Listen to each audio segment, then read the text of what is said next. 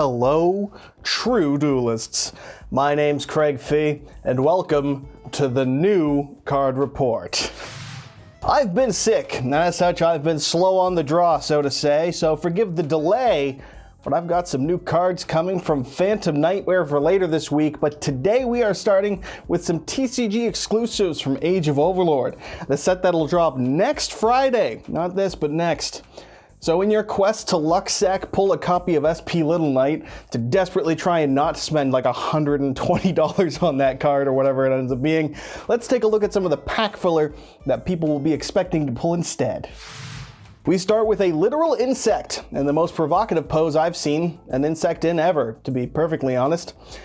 Asset Mountus is a name that you could say as Asset Mount This, and I hate myself for having written that down and then said it aloud.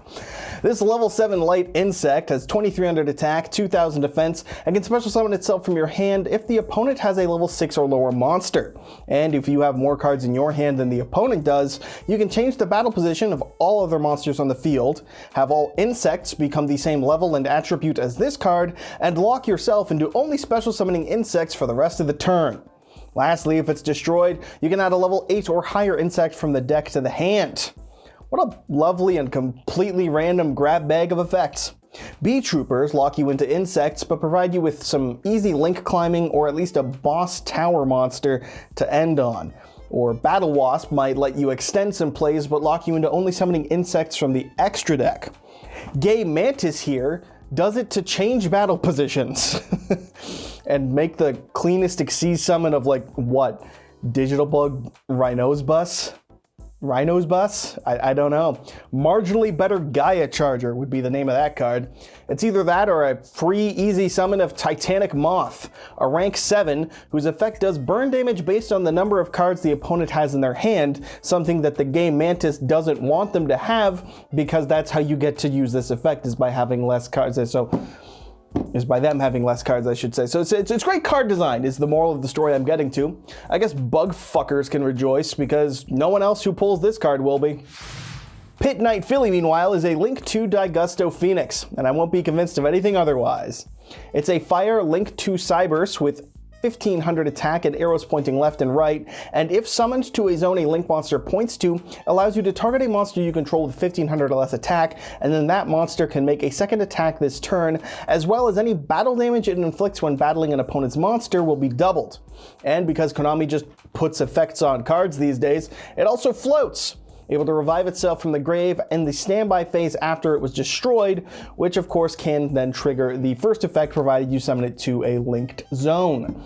It's not bad. Like I said, it's a fully generic Daigust Pheonix of sorts because it can just target itself, and it effectively becomes a 3000 attack monster when battling a monster with less than 1500 attack.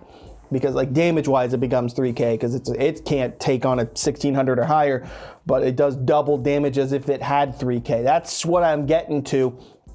Plus it's a fire Cybers. Salamangreat can now make this as they continue to not make this at all, actually, because they already have an easy OTK line and it's through access code Talker and a better Cybers link too. But hey, they could play it. It's a fire Cybers. Get hyped maybe, or don't. I don't really hate this. It's one of the better pack filler cards we've had in a while, unlike this next card. Watt Psychic Fighting Porter is a quick play spell that will let you summon up to 2 level 3 or lower light monsters from your hand. If you summon 2 monsters with the same original type, they can attack directly thanks to this card's effect, and if they're the same level, they also can't be destroyed by battle this turn. It's got a hard once per turn on it, and confuses me greatly, because this is Watt support.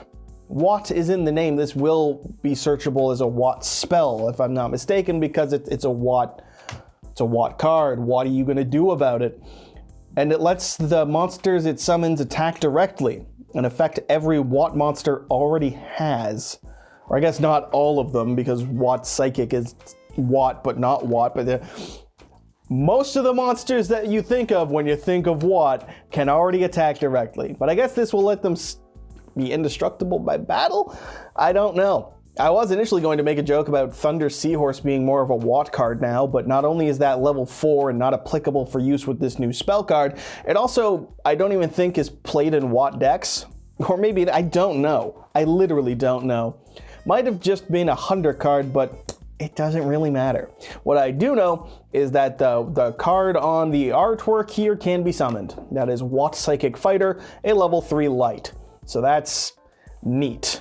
Truthfully, I'm pretty sure something will be able to abuse this at least somewhat in the years to come, because swarming light monsters is not like it's been a terrible thing over the course of Yu-Gi-Oh's history, but right now, in the current meta, it's not doing much. And thanks to the way the comments section works, I found out that if it is not relevant to this exact current moment in time and meta and format, it's completely irrelevant. And if you think that that's wrong, take a look at anyone discussing Book of Moon from the year like 2012 until 2022, and then look at Book of Moon's usage in 2023 and understand that we're all idiots, especially you, and me, and you. And last up, we'll go with Ken the Warrior Dragon, a level 3 light warrior with 1300 attack, 1550 defense because stat lines. This card will return itself to the hand at the end of the battle phase, and during the main phase will let you summon one Gen the Diamond Tiger from your deck to your opponent's field in defense position. And if this card itself is summoned by the effect of Gen the Diamond Tiger, it'll make the opponent draw 2 cards, then discard 1. Fun fact, while this is on the opponent's field after being given to them by the effect of Gen, the effect to draw 2 and discard 1 will apply to you, assuming you gave them Ken. Ken will give you the draw 2 and discard 1, just so you know. And because this is really honestly a 2-for-1 package here, we'll take a look as well at Gen the Diamond Tiger.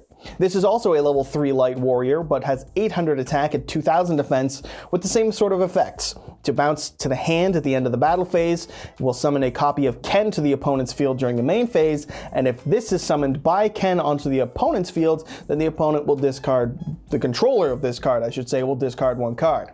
So, in layman's terms, you'll either summon Ken to your field and give them Gen, which will force the opponent to discard a card, or you'll summon Gen to your field, give them Ken, and then Ken will let you draw 2, discard 1. So, not bad effects, all things considered.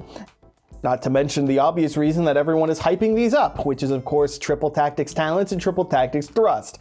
Because yeah, you've given the opponent a monster in the main phase and it activated an effect. So you now get to use those cards to the most of their ability. That's just fantastic. Not to mention the fact that they sit on the board, which means their presence will shut off counterplays from the likes of Lightning Storm or Evenly Matched. This has been noted by a few players, like, say, Jeff fucking Jones and Canadian threat to children Jesse Cotton. Wait, Canadian threat to children while dueling because he'll FTK them on stream with no remorse, Jesse Cotton. No, that's what we mean by that, okay?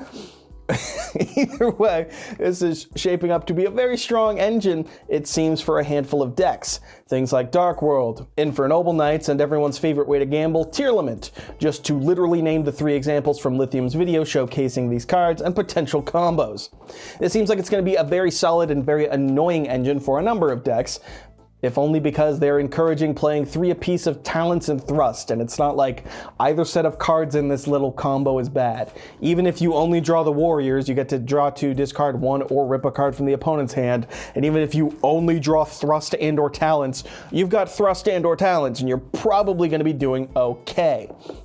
So, yeah, makes sense. Apparently, this is even by design.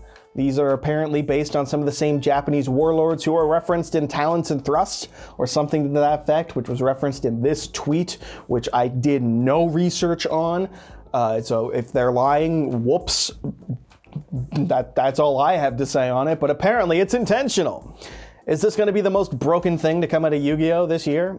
Not at all. But does this seem like a really solid and likely to be played thing that you can expect, if nothing else, at locals, if not at regionals, if not at a YCS? Absolutely. Not to mention the abundance of Knuff jokes that we're going to be able to just shove down people's throats, not unlike I did in this video's thumbnail.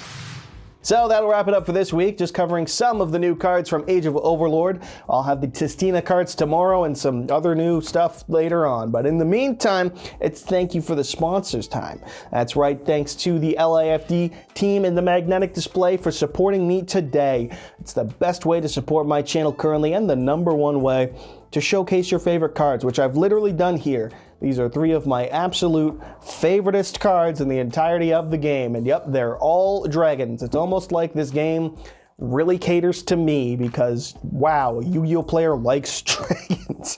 And this is my new favorite way to keep them on display. So what do you say? Why don't you use promo code YGOStrats15, get yourself 50% off, support the channel, and get yourself a lovely one of these. Why am I doing a voice? I don't know, and I don't care. But I do ask that you subscribe to this channel because that'd be really cool. When you do, not only will you be impressing that smoking Italian wife, but when you subscribe, you will immediately and contractually become a true duelist.